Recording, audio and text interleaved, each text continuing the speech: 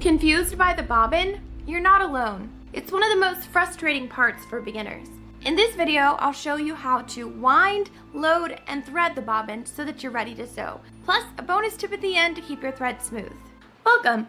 I'm a sewist with over a decade of experience, and on this channel, I help you sew practical, stylish accessories that fit your life. Now, I'll be showing this on a machine with a built-in bobbin winder and a drop-in bobbin. If yours doesn't have a winder, you can grab an external one. And if you've got a front-loading bobbin, this video won't cover that. It's a little bit different. Before you can wind the bobbin, you'll start by setting up your thread just like you would for the top threading process. That means placing your thread spool on the spool pin and following the first 1 or 2 thread guides, usually shown in your machine's diagram. If that part feels unclear, I covered it step by step in my last video, so feel free to check that out first. I'll link it here. Once the thread is in place, we're ready to wind. Start by wrapping the thread around the bobbin winding tension disc. This keeps the thread tight and even while you wind. Then take your empty bobbin and thread the loose end of your thread through the little hole at the top. I like to hold that thread tail down while I wrap the thread around the bobbin a couple of times by hand to get it secured. Now, slide the bobbin onto the bobbin winder shaft, keeping the thread connected through the tension disc. Once it's on, push the shaft over to the side to lock it into winding mode. On my machine, I get a little symbol that shows it's ready. Mine looks like a backwards letter C against a regular letter C. Your machine might show something different. Or if it's mechanical, it may not show anything at all, but you should feel it lock into place. Then press the foot pedal to start winding. Most machines will wind the bobbin evenly. And if your machine has a bobbin winder stop feature, it'll automatically stop when the bobbin is full. If it doesn't, just keep an eye on it. You don't want to overfill it. Now, quick tip here. You don't always need to fill your bobbin all the way. Most of the time, I don't. A lot of projects don't require that much thread, and winding a full bobbin, when you don't need to, can use up more of your top thread than necessary. That's especially annoying if it means running out of thread during your next project, or halfway through your current one. Of course, if you're sewing a bigger project, it's okay to fill it up. But if you're making something small, like a bookmark, it's okay just to fill it part way. Do what works for you. There's no wrong answer here. I just like to avoid waste and keep my thread supply going as long as I can. Anyway, once it's wound, move the bobbin winder shaft back to its original position. Remove the bobbin and snip the thread. Just make sure to leave a couple of inches as a tail. You'll need that to thread it in the next step.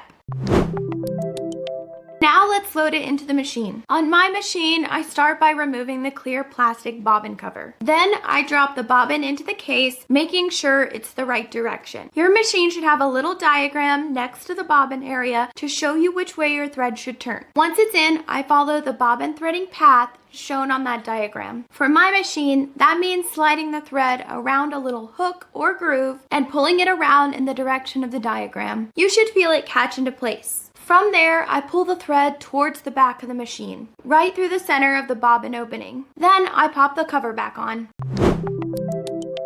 Now we need to bring up the bobbin thread so that it loops around and catches the top thread. Hold the thread gently towards the side of the machine. Don't tug too hard, just enough to keep it in place. Then, turn the hand wheel towards you slowly. As the needle goes down and comes back up, it should catch the bobbin thread. You'll see a little loop form under the presser foot. I usually use something like the edge of my scissors or pin to hook that loop and pull it the rest of the way out of the needle plate. Once you've done that, you should have 2 threads coming out. Your bobbin thread from the middle of the needle plate and your top thread from the needle. Take both threads and pull them gently toward the back of the machine. If your top thread isn't already centered under the presser foot, make sure to slip it through the slit on the side so that it's in the right position. And that's it! You did it!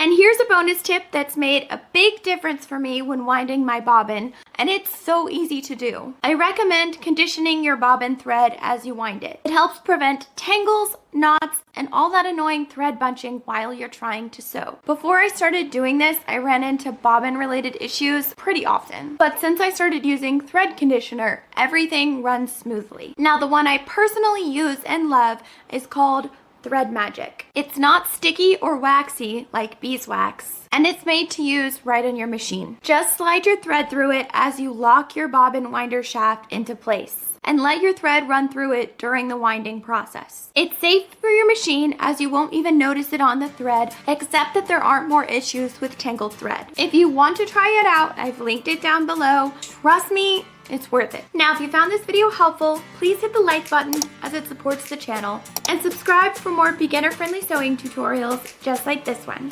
And if you haven't already seen the video on how to thread the top thread of your machine, then you may want to check that out next. I'll link it here.